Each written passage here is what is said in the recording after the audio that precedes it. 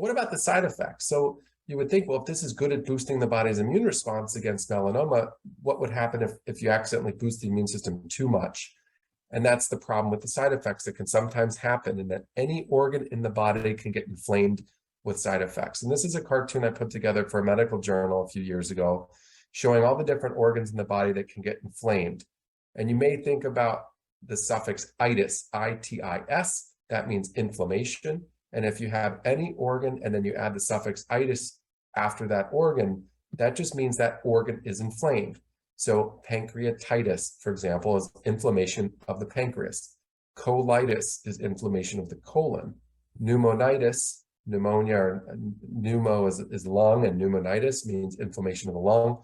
Any organ in the body can get inflamed from these treatments. And it's important to tell your doctor, if you're receiving immune therapy, that as you're turning on the activity of these T cells, you want to make sure that you don't turn it on too much. So tell your doctor if they're doing too much with the immune therapy, because it might be necessary to give temporary immune suppression to lower the immune response down a little bit if it gets too activated.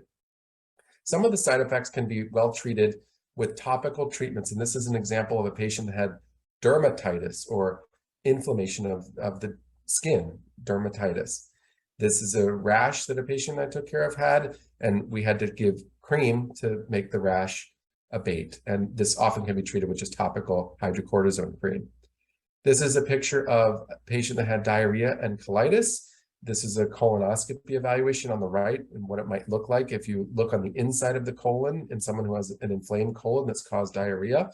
And you can see there's a lot of edema and yellow mucus here. And so this often needs to be treated with steroids or other drugs to reduce diarrhea. And we're trying to understand why some people have side effects and other people don't. It's a really interesting question. In the case of colitis, we've found that certain types of bacteria are actually associated with a protective presence for bacteria. So I don't want you to worry about all these weird names at the bottom and all these fancy graphs and things, but I think that PTC means progressed to colitis, and CF means colitis-free. And these blue dots here and red dots indicate that patients that did not have colitis from a certain type of immune therapy had a higher abundance of a certain type of bacteria called Bacteroidetes. And so a lot of trials now are trying to test whether you can manipulate the bacteria in the gut to have a reduced risk of colitis. And if you get colitis, maybe there are certain ways that we can manipulate the bacteria there to help make the colitis go away. This is still an area of research, but one that's very interesting and a good example of ways that we're trying to figure out how we can mitigate side effects and improve side effects in patients that have different kinds of symptoms from excess immune stimulation.